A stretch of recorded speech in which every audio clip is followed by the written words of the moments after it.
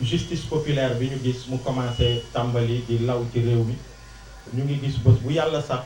sànq rek suñu frère bi Taïga am na benn vidéo bi mu jot mu am benn agresseur je pense bi nekkoon ci benn koñ ñu koy dóor di ko dóor ba dóor ko brique mu tëdd mu xool vidéo bi rek di jooy ndeysaan il est très sensible donc mu jàpp ni vidéo yooyu waru doon ay images yu ñu war a gis fii ci réew mi di wax rek ni malheureusement bu sécurité publique bu état fayiree ci mission bi nga xamante ni moom la am ci sàmm kaaraange wu sénégalais yi citoyens yi que li ci am yëpp ñu koy gis maa ngi gis démb benn vidéo kenn ku dugg ci benn multiservice ñëw taxaw di wax ak gérante bi ba ci yàgg génnee benn jaase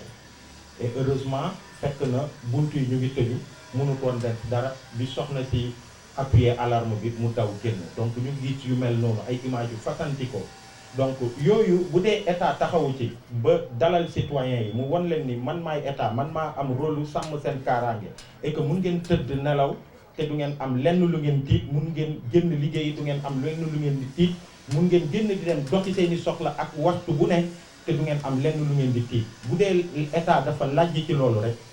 l'un des risques mooy que citoyens yi ñuy fajal seen bopp te loolu du solution donc moo tax ñuy engagé responsabilité wu état du Sénégal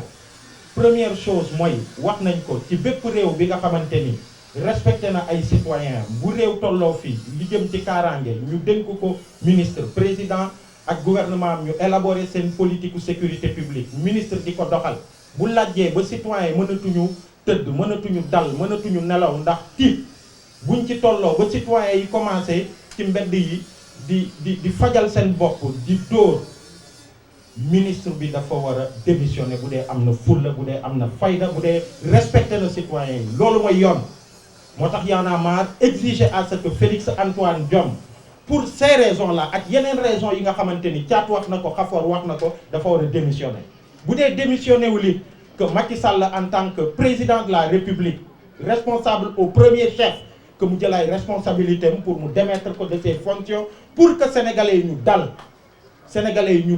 ñu gis ni état bi am na acte bu fort bi mu posé et que état bi mbëbët na pour que question sécurité bi mu jël ko ni mu waree et que mu doxal ko loolu nag am na solo torop justice populaire warut am justice populaire du lu baax ci réew parce que justice populaire ci ngay gis léeg-léeg nit mere nit rek yuuxoo ko sàccee nit ñu ñëw dóor ko ba rey ko dóor ko ba gaañ ko loolu baaxut ci réew ci bépp réew bi mu am ay yenn règlement de compte ak yeneen lay indi loolu baaxut ci réew balaa yëf yi gis nañu Burkina Faso bu ngeen xoolee les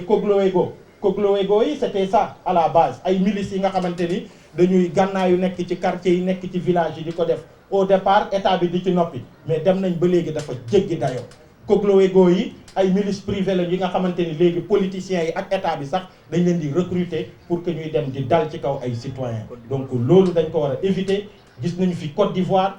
gis nañ fi feneen ak feneen fi nga xamante ni yenn situation yu jéggi dayoo yi am na fa li ko lal parfois loolu la on a vu les microbes gis nañu yeneen ak yeneen donc loolu il faut que état bi mu jël ay responsabilités mu am ci lecture bi war pour que ñu mën a saafara mbirum sécurité wu sénégalais yi et que justice populaire bi mu dàq parce que du lu baax ci réew jërëjëf. Même c'est l'inefficacité de la dénonciation en fait. Dénonciation principe la fépp ci àdduna police su réew mënul évoluer tant que nekkut en collaboration en partenariat ak les citoyens loolu principe la fépp ci àdduna bu fekkente ni au Sénégal dafa am ay dysfonctionnement yu jëm ci yooyu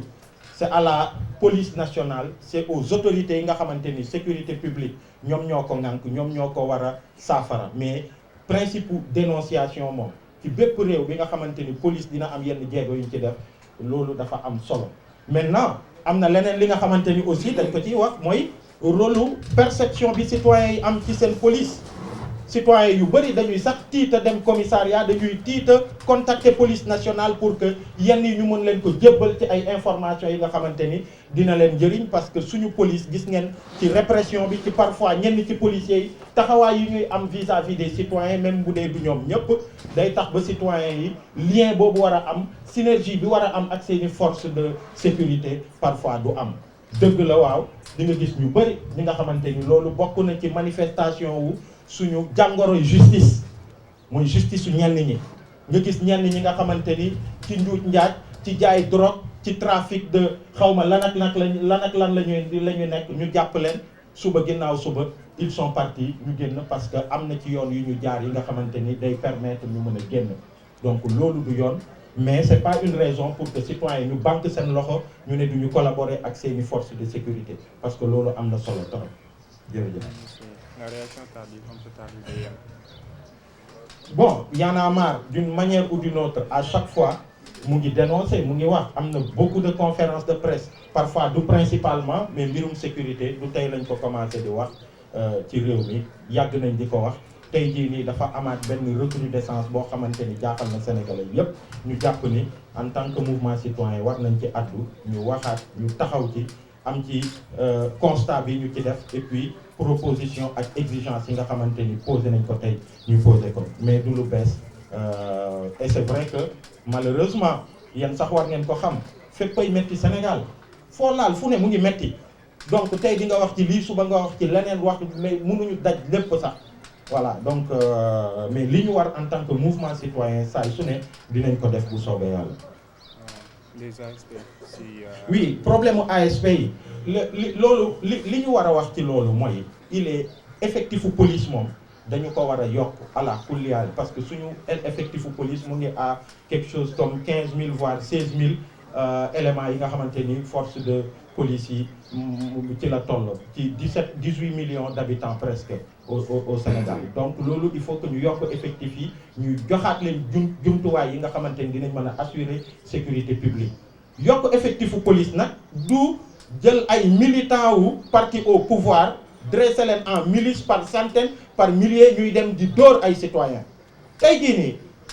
nu mu tuddati nervi yi nga xamante ni ñëpp jooy nañ ko, même presse bi léeg-léeg ñu jël dal seen kaw te bokkuñu ci police, dañ leen jël ñu recruter leen, surtout après les événements de mars dernier mu gën a takkarnaase.